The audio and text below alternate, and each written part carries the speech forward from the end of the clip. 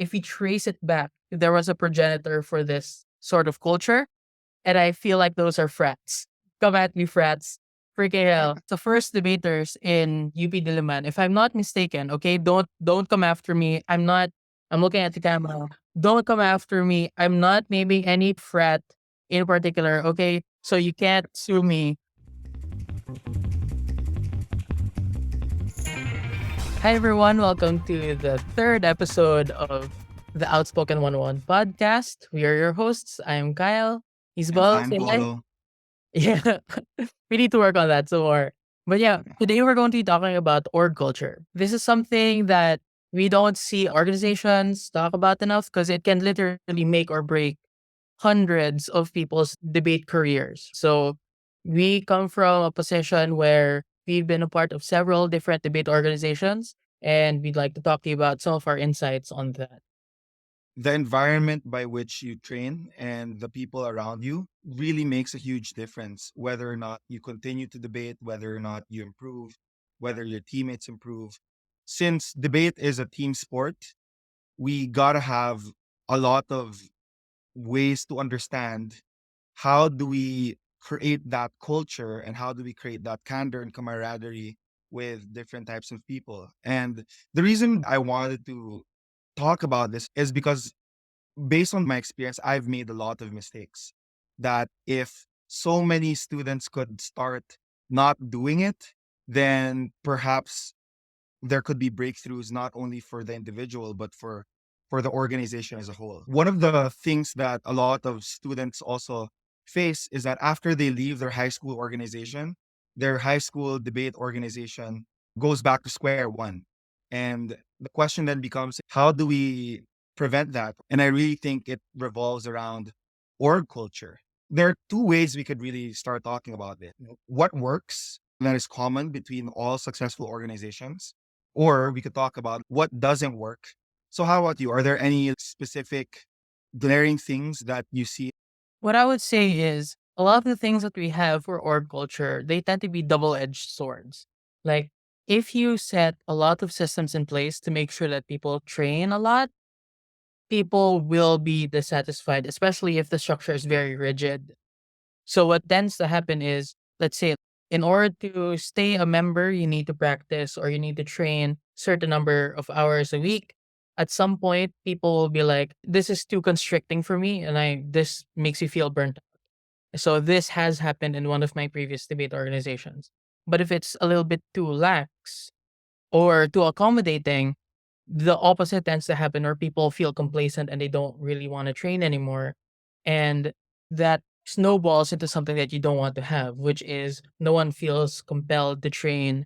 And another part of that is if, like, what are the things that you think about when you want to sign up to train? If you are going to sign up to train, let's say, oh, I'm going to train 4 p.m. today, one of the things on your mind is before sending that text, is it going to be worth it? Are other people going to go for it? And if there aren't, what's the incentive for me to put myself out there, say that I want to train when no one else wants to train? It becomes like a snowball effect where at the very end, it's like, what's the point? And they just stop doing it. It's a double edged sword in the same way that, like, if you have an org culture that prioritizes training a lot, at some point it can become toxic. Like some people feel like they are more deserving members compared to others because they train more, right? And that's the conundrum we're dealing with here. Because how do you go about finding that perfect sweet spot where it's rigid enough, it's structured enough to make sure that everyone trains in the future, even when you're not there, but at the same time, how can it be accommodating enough so that people don't feel burnt out? Mm. And do you have any answers for it, or it's like still an ongoing thing for you when it comes to org culture, talking to the younger generation about it? Well, the real answer is I don't. But okay, the cynical answer is you can turn it into a cult. The way that a cult works is you are creating like a culture that really prioritizes doing an activity and making sure that people have fun doing the activity, making sure that people feel fulfilled when they're doing the activity. So let's take a look at soul cycling, right? They do a lot of the things that cults do, which is let's create rituals, let's reward people's egos when they do stuff and make them feel addicted to like the adrenaline. And if you are forcing people to go soul cycling, that's too toxic. But if it's like, come here, there's so much to gain when you keep going, there's more of an incentive to go. And it's not like, I don't feel forced to do this, I want to do this. So on that level, you can make it culty like that. And when I say culty, I don't mean it necessarily as a bad thing. I'm just saying is that you see this in cults and in the extreme forms, it gets very toxic, especially if you're centering it around charismatic leaders. But Mhm. if debate was cultish in the sense that people feel fulfilled when they do training, that could be an answer. But the real answer for me is like I have no fucking clue. Because how do you balance it with ethics, right? Well, my answer for that is that it's up to the organization to understand its people in terms of like why did they participate in the first place.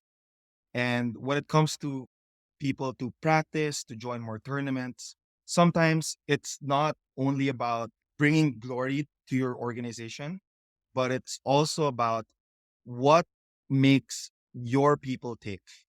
What are they fighting for? And why do they think that debate serves them in the first place?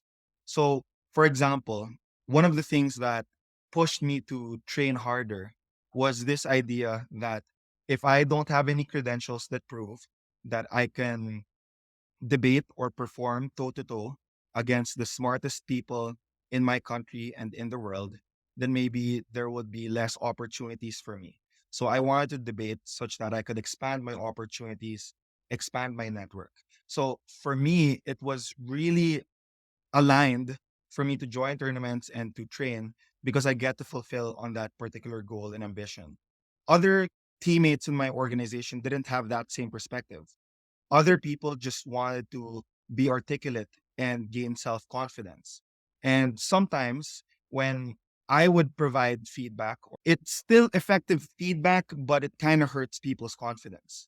And if debating and public speaking is the reason why is like confidence is the reason why they joined debate and public speaking, then I think what I could have done differently was to protect the confidence of the people who wanted to gain better confidence rather than just telling them what are the wrong things that they're doing that they should change. So if I were more aware as a leader back then that other people had different goals and my goal wasn't the ultimate goal, then maybe I could have adjusted much better to what serves them. And once people do feel that this particular activity or organization serves their interest, then I think that's where they're more also likely to serve the interests of the organization. So I think like super important is for the leaders of the organization to know how do the members want to be served and find ways to empower that type of intention.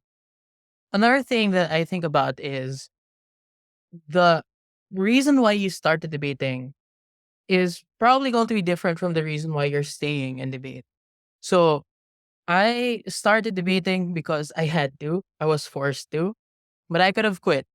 The reason why I ultimately ended up staying was this sense of freedom that I had in the sense that I felt listened to for the first time. Like, this is a space where I can be free to express my thoughts.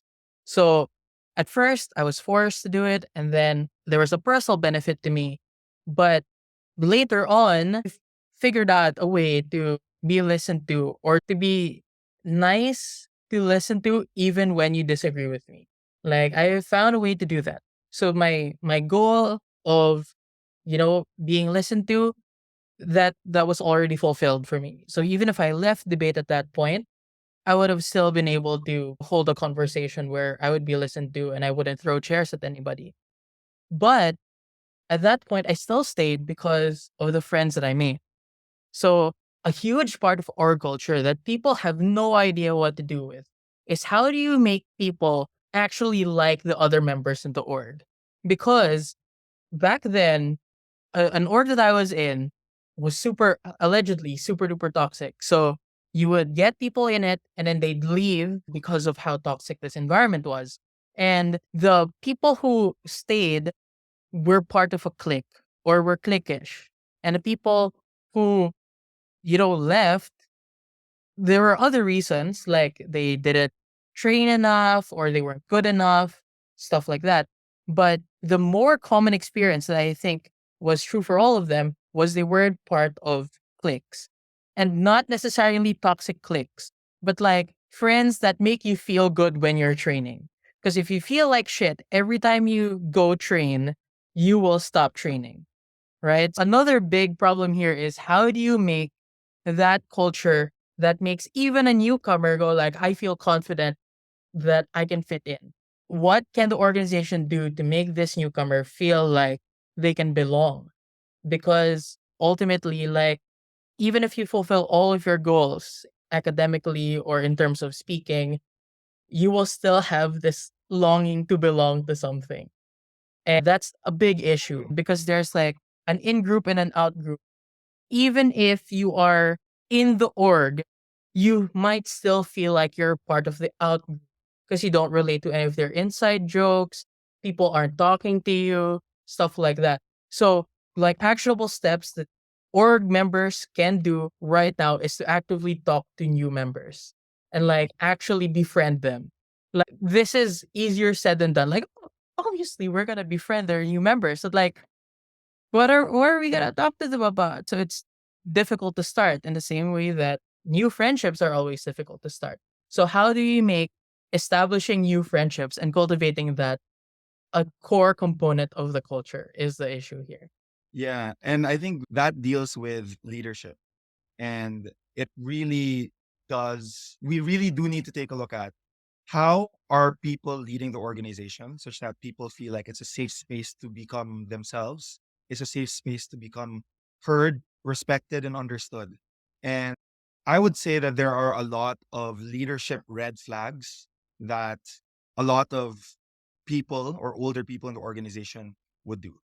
One of those things is to intimidate the new ones and make them feel that you need to sacrifice so much and you need to be compliant in order for us to accept you or make you feel safe and make you feel respected. So that's something that was an issue with me when I was the older kuya of the org, right? Where there are new people, and if I see them overly confident or cocky, like I would find ways to break them down. And the reason why I do that is because that was also my experience. That when I was super confident, when I was so outspoken, an older person would find ways to say or make me feel that you're not that smart, you're not that great, you need to be a humble person. And as much as I understand that, like telling the younger generation to become humble, I think there there are ways to do that without trying to break down their self-esteem. And now I'm just really curious, what's the root of that? Maybe that also comes from the insecurity that maybe this new kid is going to shine more than me, and that narcissism of leaders impact the way people feel that debate organizations are like safe learning environments. So now as an adult, if I were to give advice to the org leaders, it's really not about the control and fear that you can amass as a leader, but it's really about how empowering can you be such that people could feel confident enough to bank on their strengths. Hi, just a commercial break. We're inviting you to register for our Outspoken Spring Semester Tournament where Kyle and I will be the Edge Core. Get the chance to have outspoken coaches as your judges and debate with our spring semester students that have been training every week for this culminating activity. If you'd like to register, feel free to go to Outspoken PH on our website or our Facebook page and register there. I don't know, just got that. Yeah. Is that okay? How about you? What are your insights about leadership, about what org presidents could do to make the organization become a safe learning environment? One thing off the top of my head is I want to assess the psychology behind why we want to take younger, seemingly arrogant new members down a peg, like to humble them. Why is that a value that we even have? Well, I think that we might be projecting a little bit. Like, I think now as boomers, right? Like, we eventually become boomers. And one of the things that even I noticed with myself that I'm trying to correct is like, you kids have no idea how hard this is gonna be. So I need you to stop acting like this is easy and everything's gonna be happy. So I want to give you like the first taste of the pain that's going to be associated with this sport. This young debater might grow up just as arrogant or just as outspoken or upbeat. It might hurt more in a less controlled environment. So we need to do this thing now in a controlled environment so that the spirit doesn't get broken anywhere else, like in a tournament where you're going to get like a very bad L, right? But another thing is, I think we just inherited it.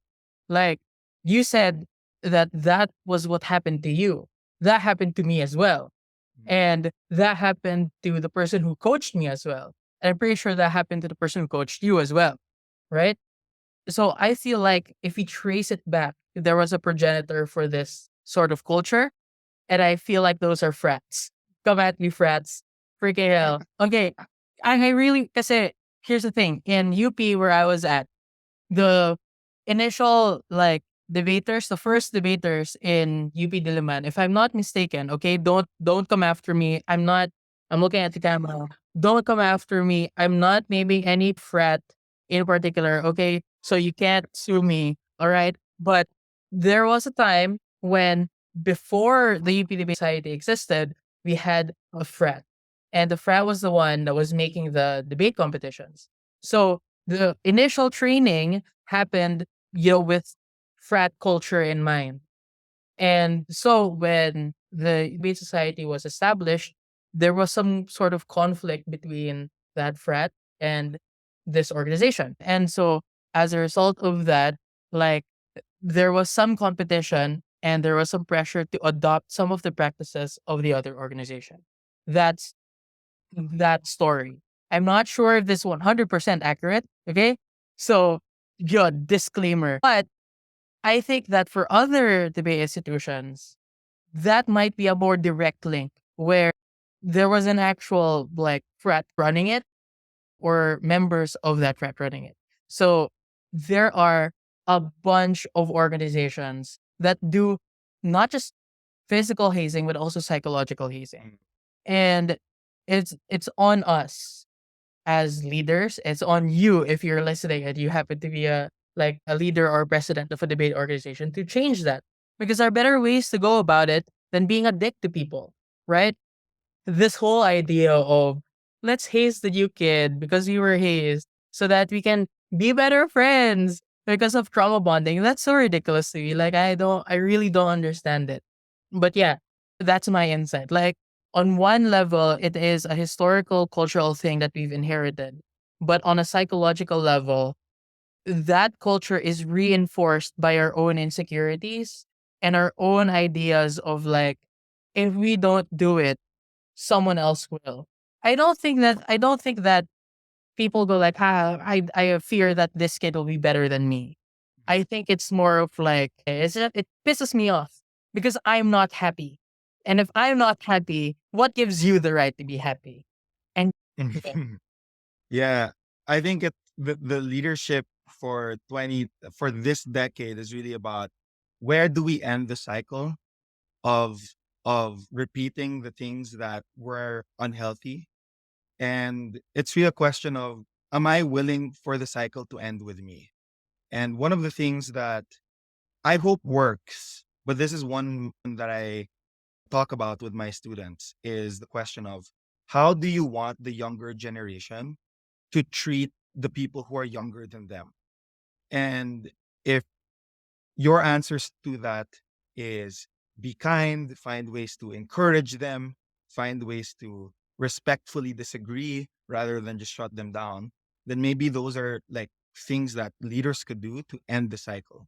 So I think for people who want to end the cycle of that type of toxic experiences inside a organization, like you really want to take a look at how do I want the younger people to treat the people younger than them? And you start treating them that way such that they could emulate those types of things. So that's what I see in terms of breaking the cycle.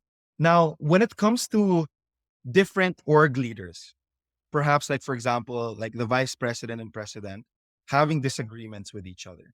Like one of the biggest disagreements we've had in my organization in UST was when I was saying, "Yo, we gotta go to break night. We gotta talk to people. We gotta use politics, make friends, understand how other people think." More than we just actually train. Because if you don't get insights of how other institutions think, maybe there's a training solution mismatch happening. Another school of thought, which is also like valid, I think more valid, is like don't pay attention to politics. Just stick in your lane and find ways to get right then and there. The debater response there is like it's not mutually exclusive. But when it comes to like trying to emphasize and prioritizing which one, that was a disagreement that I've had with my org mates at that time. And there wasn't really a good ending to it. But I just felt like those were two right valid pathways in terms of putting your efforts in. Sometimes just people think more than the other. But for you, what do you think could be like a proper way to address like good disagreements? Because I just also felt like that was a good disagreement. Well, okay. I tweeted this the other day, and it's super true, which is I was talking about my relationship with my girlfriend, Sinina, and I said that a huge reason why we don't fight, or if we fight, we can resolve it really fast, is because we rely on Ludwig Wittgenstein, who is like a modern philosopher from like the 1900s, early 1900s. And he was talking about things like language games, where you might be using the same words, but mean different things. So what we end up doing is like when we find a disagreement, we go like, okay, hold on. What do we mean by this? Right? When you said this, what did you mean by it? Like, let's clarify definitions first. Because it when you feel like you're not being heard, when you feel like you're not being understood, that gets very personal. Like, are you actually trying to misinterpret me? Or am I just a bad communicator? And either way, it deals a blow to your ego and it makes negative escalations more likely to happen. So defining stuff, clarifying what language games you're playing, that's super important. Another thing is after clarifying, an important thing to do is to go back to like a shared goal. Your shared goal in your case would probably be like, let's bring our debate or higher. Okay. So on one hand, you're saying that we need to be able to look at how everyone else thinks by sort of befriending them, getting to know them more. On the other hand, it's like people don't like doing that. I think that if you really want to be a successful debater, just actually train and be a good debater. Actually get good, right? So that even if you don't befriend a person, they would still recognize you as a good debater. So yeah, those are two valid things. You need to recognize a common goal and sort of think of like, is there a compromise here? Is there a way to, you know, for the people who really like politicking, okay, let's empower them. For the people who would rather just train, let's empower them as well. So maybe what you can do is like, okay, let's have a collection of information where the people who are actually into politicking are actually into getting to know different judging styles and different judge values, right? The people who actually are interested in doing that, let them do that. And then let's compile all of the things they learn into a document that we can share with everyone else. On the other hand, the people who really like training more, maybe what they can do is like try out different ways of training and then report. So everyone gets to learn more based on the things that they are particularly interested in. Maybe something like that. Empower everyone's interests and make sure that it eventually empowers the collective, the Yeah. group, or the org. Yeah, that's awesome. By you saying those things, like what I could have like done better as a leader is to just really identify the shared goal and what are the certain activities and actions that empowers that shared goal. And feel now that it could have been more cross training, right? Because like you True. train to get Means better, but then like other institutions like you because you're offering like a new training experience, but now you're also understanding what do they care about, what does this institution or set of judges find valuable. So yeah, so talking back to my college version of myself, I would say that it's really not about who's right or wrong, but it's really about like try to get the best out of different disagreements and find the course of action that empowers that shared goal. So yeah, I think that's something that I could have done differently rather than just like being salty that I'm not having my way. So now one of the questions that I think what the audience would find valuable is what do you think are the best habits of organizations that maybe other organizations could incorporate for their own? So one of the habits that I want to share is what I learned from my seniors that we did before, and I just felt that it made a huge difference.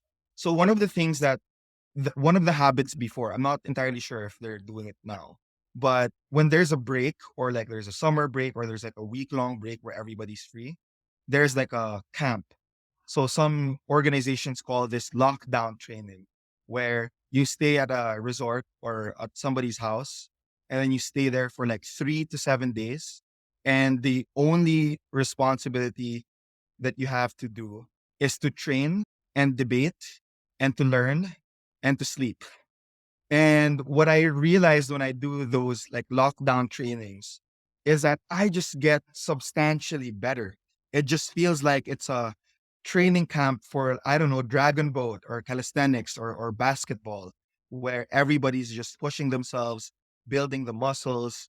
And I just also think that that's insanely useful because it kind of simulates a tournament, right? Like some tournaments are 3 days long, some tournaments are like a week long if it's WDC or UADC.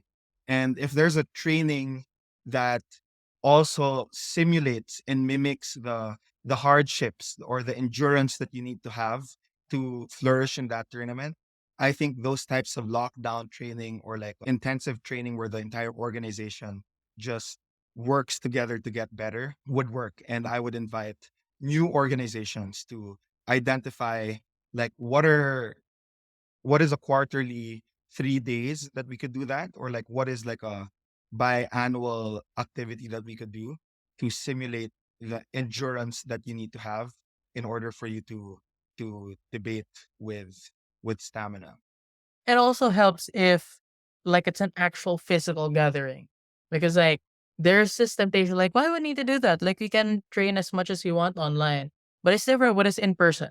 Right? Like I did have lockdown trainings, not never a week long, but like at most it's like a couple of days. What I remember the most from it are the experiences where it's like it's really late at night, like everyone's literally lying down on their beanbag chairs. And they're still like, okay, yeah, I'm having fun because like we're all collectively so sabaw already. Like everything gets annoying because you're also tired. That would have been the threat, right?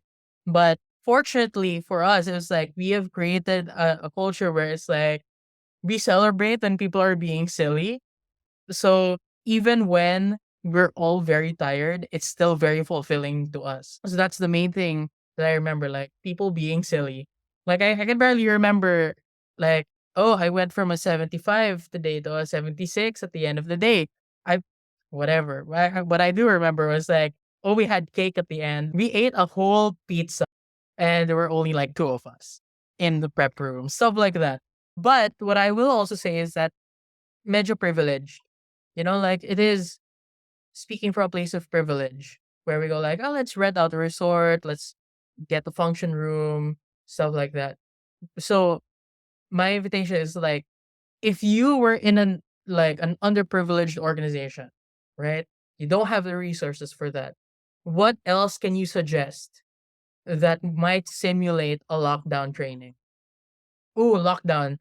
Let's not use the word lockdown because we've endured so much of that. Not a training camp, like, or what can we do to simulate something like that? Yeah. And thank you for stating that, because I realized that that habit of like training, like a training camp in a resort, is something that is a place of privilege, because one of our org members, like their parents own the resort, and that totally does help. So for the privileged kids, maybe you could consider that. Now, yeah, I want to say something then about people with less privilege, where you can't go to a function room or a big house or a resort, and you can't do the lockdown training. What's another like habit or a training habit that would allow you to really flourish? And one of the things that I just want to share that I learned from this billionaire called Jesse Itzler, right? So is that she said that if you train 18 minutes per day, you're going to be better than 95% of the people in the world in that skill.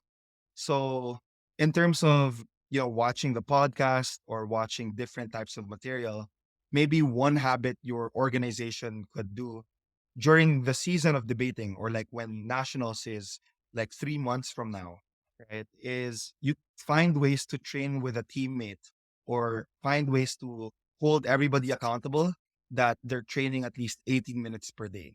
It doesn't matter if it's just like 18 minutes prep and trying to deconstruct a motion, or doing like blitz prep where you gotta give a setup as a prime minister with only like 3 minutes of prepping it, and you do it like 3 to 4 times. Those are certain things that are available to people who are not that privileged, but who has a laptop to listen to this, a laptop or a cell phone to listen to this podcast. So maybe that's also one of the habits that people could incorporate. Find the drill that you think you would do eventually in a tournament, and then try to practice that particular drill for a week, and then find the next drill that will help you improve, maybe an argument building or rebuttals, and train for a minimum of 18 minutes per day, and then ask yourself, what did I do well in this 18-minute training? And what could I improve on that I could address the next day? And if you were to do the math, that's 18 minutes times 365 is equals to more than 95% of what people are willing to train in a year. So yeah, that's also another habit that I learned recently that could be done in terms of just really getting good at debating. And imagine if the entire organization, if you are like 10 to 15 people in the organization training 18 minutes per day, which is not that bad, right? Then I think that could really do wonders if institutions are willing to be consistent with that particular training. But also, if you don't believe that this works, I invite every person who's listening to this to try to train 18 minutes per day for like 1 week, and look at how easier it is to do the things that you need to do in a debate, compared to like not doing an 18-minute training per day. Yeah. So what I would say is that, like, you need to make that process fun. So like bring it back to org culture. That needs to be a fun thing to do. Like, we did also have something like that where we start the day, we start the training session with like a little game, and we realized that it was so fun that we just like, we can do this game outside the context of a debate round and still have fun doing it. So what we did was like, it was a card game, but it turned into like, let's talk about the matter, the stuff that we learned for that day. So people get very competitive as soon as you gamify something. Like, it's a secret weapon that you can have. Like, if you gamify something, people will do it even if the rewards aren't that great, especially if you're dealing with younger people. Right? Like, so like, if you gamify something, don't be lame about it though. Like, don't say, "Oh, we're gonna have a pizza," and you're talking to like 30-year-olds. That's not gonna work. right? But like just gamify something and make them focus on the intrinsic value and the fun of the thing that you're doing. Like it increases the chances that people are gonna have fun doing. So if you sort of gamify, I don't know, like prepping or making arguments, that can be something that's super worthwhile. For example, you can Chat GPT again. You can program Chat GPT to debate with you and you want to win against Chat GPT. Maybe something like that. Or you wanna have a competition for the most outlandish argument you can have. Like in a regular conversation I've had with many of my partners, they go like, what if we just have fun in this tournament? What kind of arguments would you make? So we'd just be having dinner or something like completely not related to training. But by talking about these weird topics, it eventually becomes training. Like one of the arguments we talked about in one of those dinners eventually became an argument we did run in a tournament in nationals. Um, those small things, again, when you said 18 minutes, turn it into a game that everyone in the org can play. And it can reveal something about the way that you view the world and like how others view the world even on a subconscious level, and this can really like bond the members closer together when people are having fun together in general. That is so much more of a bonding experience compared to when you're just stressing out and being traumatized together. Like, yeah, I remember an experience that was harrowing for me and like a group of people that I was with. And by the end, we did not feel like we had bonded. In fact, what we were thinking was like, why are we even here? Is this even worth it? Right. So I do imagine a lot of people, if they're hazed or something, by the end, they're like, I completely regret this, but I can't just leave because there might be consequences to me leaving. So that might be an even bigger thing in, more dangerous groups or institutions. But in debate, the response is just I'm gonna leave. I'm gonna isolate myself. So for the first year after that experience, I was like, I don't want to talk to any of these people, not even the people who I had experienced this really bad experience with. Yeah. So train, but don't make it a bad experience. If you make training a good experience, people will gravitate to it, such that even without the structures in place, people will still do it. But in order to get people exposed to the fun of it, you need to have a structure first.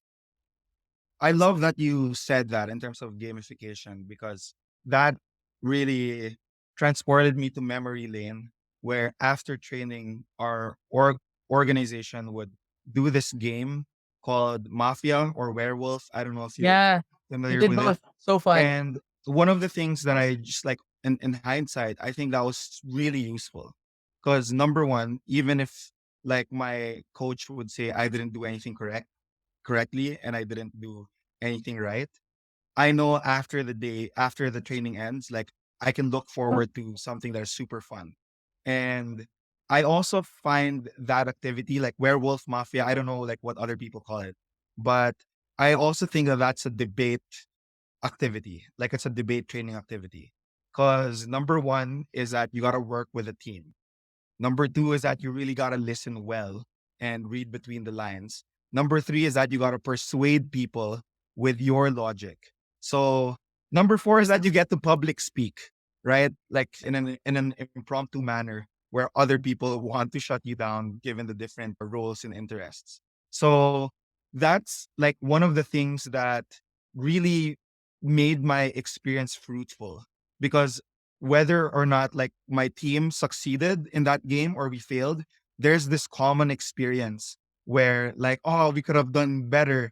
And that just creates that bond because it's challenging and fun at the same time. So yeah, I really appreciate you for pointing that out. That there are also like if you can't gamify training, there could be games that would also empower your training that doesn't really feel like it's hardcore training, but it's still productive nonetheless in terms of bonding, in terms of your experience, and in terms of just improving your skill as a debater. So, Do yeah. you have any preferred strategy when you're playing Mafia?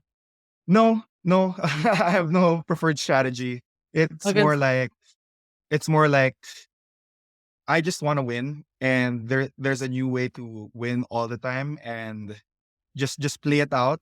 My I guess like my preferred strategy is see how the landscape has changed every time there's one person that is that is knocked out or like gets kicked out of the game. So that's my preferred strategy, is that there's always a new landscape every time there's one person that is missing. So My listen to that, and then maybe you have a better chance. my preferred strategy is always like tell the truth, because as a game it is designed to make sure that you lie, and I don't like lying. Like I feel like I can go through my entire life without lying, and sometimes it'd be difficult, but it's not impossible.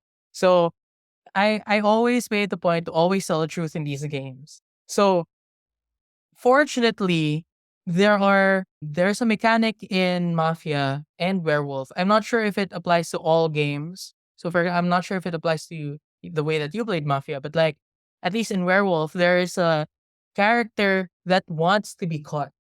There's a Mm-mm. character that wants to be caught. That's their so they win if they get lynched. So whenever I go like, "Yeah, guys, I'm the killer. I'm the werewolf today." They're like, "Yeah, let's not fire this person. Let's not get rid of this person because this is probably the one who wants this." And so I'm just like, "Whatever you think, that's on you. I'm just telling the truth here." So I love playing those games. I love telling the truth. Where like there are two werewolves, right? There are two werewolves, and everyone goes to sleep, and then the I don't know, the narrator goes like, "Okay, guys, werewolves wake up," and then you just look at the werewolves, Yeah. and then like, okay, let's pick. But before that, like you have to coordinate, right? You have to coordinate because sometimes it's like, okay, werewolf one, pick a person, werewolf two, pick another person, and then right, everyone sleep, everyone wake up, and then I remember, sorry, it's so different from org culture. I just love this game. I just really love this game. I So love like it. I love the game too. I don't care like if the audience go, this is not this is not in the episode description. Stop it. Just let us be, just enjoy this intimate moment where we're talking about the games that we like playing. So there was this one time we're at a bar, I was like, okay, I need to communicate to this person, the other werewolf, that I'm going to target one person because I want people to think that I want people to think that one werewolf just doesn't kill. So I go like, if I was the werewolf, I would probably, coordinate with another werewolf to target a single person. So maybe it could be Bolo. And then the other werewolf would be like, okay, got it. So we'd coordinate where like one of us would target Bolo and the other one wouldn't. So like, we give everyone else a false impression of how many werewolves there still are in the game. Mm. Yeah. So, like, I actually said it out loud to a group of people, and they're like, "Oh, silly Kyle, just theory crafting how to win the game." No, I'm laying out my intentions, and it's not on me that you were thinking about something else. Okay, that's why I love that game. Yeah, just also to share what like why I think it's a really good critical thinking activity is while you were talking, like I remembered one strategy that I would have is to betray my teammate if I were the mafia or the werewolf, so that it creates the false impression that I'm on the side of the citizens or the good people. Oh, that's Um, true. so like so like how can it be me? Like if I were the one that really proved that this person was the enemy. So but if you repeat the same strategy again and again, like people would then adjust to it. But that's why it's so fun, is because like you really have to read between the lines. You gotta know how org mates behave. And I think that's also another good way in terms of just getting to know the strengths and the character of your org mates.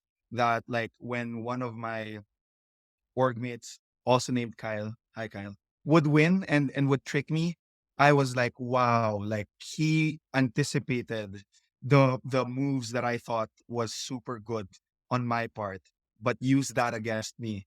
And yeah, it just also just creates camaraderie, more respect. Sometimes this friendly banter, but it's not really that toxic to the point where you get mad at certain people for beating you. So yeah, if there's one thing that you get from this episode is fun experiences and find ways to play games because those games are really productive. Yeah. Even if they're not like directly or immediately related to debate, if it makes being in the organization fun, you should prioritize it. Mm. Yeah. Now, one of the things that I just want to share is like, what do you notice from organizations who consistently succeed? What are certain things that you notice from organizations that like get championships, represent the country in a world level, and then they continue to do that year by year? So one of the things that I just want to share is that these are people who are able to really maximize their privilege. Why do I say this?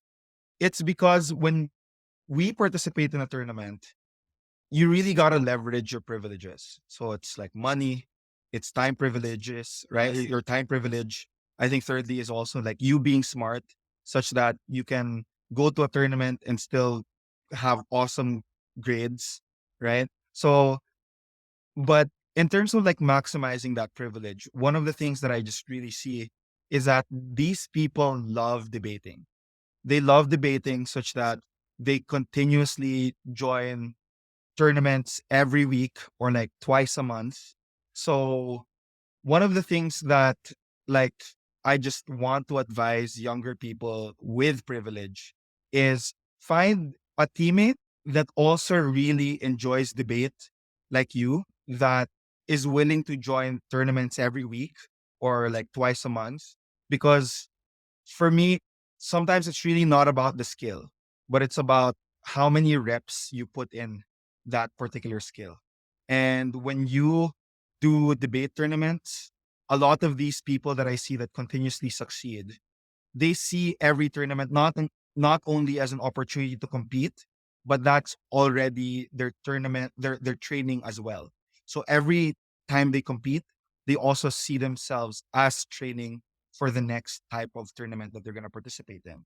So yeah, so shout outs to the person who holds that record of how many tournaments you can compete in a year. And I think that that's really a good example in terms of like how can people really just break through with their skill when it comes to debating. So leverage that privilege. If you have a privilege of time, then maximize on that. If you have a privilege on money or like your intellect, then just really maximize on those types of things. And I think that's the problem that I see. There are a lot of people that do have that privilege, but they don't maximize on it. If you have the privilege and you also have the compelling reason as to why you want to do this thing, whether it be for yourself or for your organization or for moving and inspiring other people. I think that's like a combination where you as an individual can really influence your organization to participate and partake in the culture of debating. Yeah. So that's it for this episode. We'll see you next Sunday. So there will be two episodes this week. So like this one, I think I'm gonna release it on Wednesday, and then the next one on Sunday. You're supposed to make one last Sunday, but that was Easter, and we needed to, you know, celebrate the return of Christ before he immediately left again. But yeah, we'll see you in the next episode. Have a nice week. See Bye. ya.